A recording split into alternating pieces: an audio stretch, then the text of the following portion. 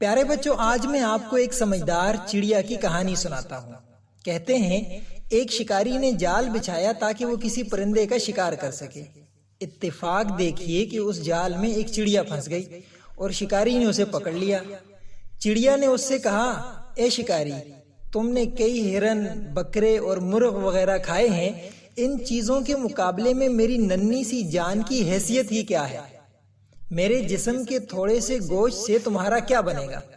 تمہارا پیٹ تو اس سے بھرنے سے رہا، لیکن اگر تم مجھے آزاد کر دو تو میں تمہیں 3 نصیحتیں کروں گی جو تمہارے لیے بہت مفید ہوں گی۔ ان میں سے پہلی نصیحت تو میں ابھی کروں گی، جبکہ دوسری اس وقت جب تم مجھے چھوڑ دو گے اور میں دیوار پر جا بیٹھوں گی۔ اس کے بعد تیسری اور آخری نصیحت اس وقت کروں گی جب دیوار سے اڑ کر سامنے درخت کی شاخ پر جا بیٹھوں گی۔ اس شخص کے دل میں یہ تجسس پیدا ہوا کہ نہ جانے چڑیا کیا فائدہ مند نصیحتیں کرنے والی ہے۔ اس نے چڑیا کی بات مانتے ہوئے اس سے کہا، تم مجھے پہلی نصیحت کرو، پھر میں تمہیں چھوڑ دوں گا۔ چنانچہ چڑیا نے کہا، میری پہلی نصیحت یہ ہے کہ جو بات ممکن نہ ہو اس کا یقین کبھی مت کرنا۔ یہ سن کر اس آدمی نے چڑیا کو چھوڑ دیا اور وہ سامنے دیوار پر جا بیٹھی۔ پھر بولی، میری دوسری نصیحت یہ ہے کہ جو چیز چھن جائے اس کا غم کبھی نہ کرنا۔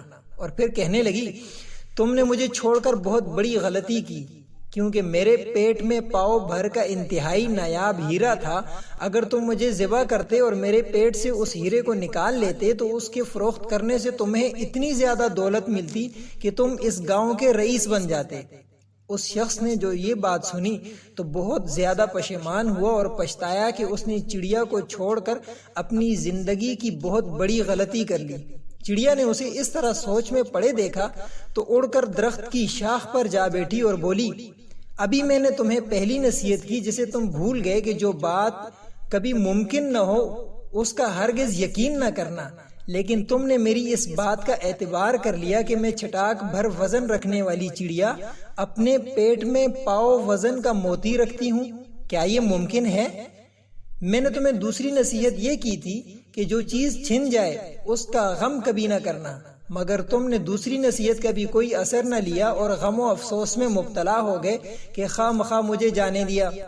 تمہیں کوئی بھی نصیحت کرنا بالکل بیکار ہے۔ تم نے میری پہلی 2 نصیحتوں پر کب عمل کیا جو تیسری پر کرو گے؟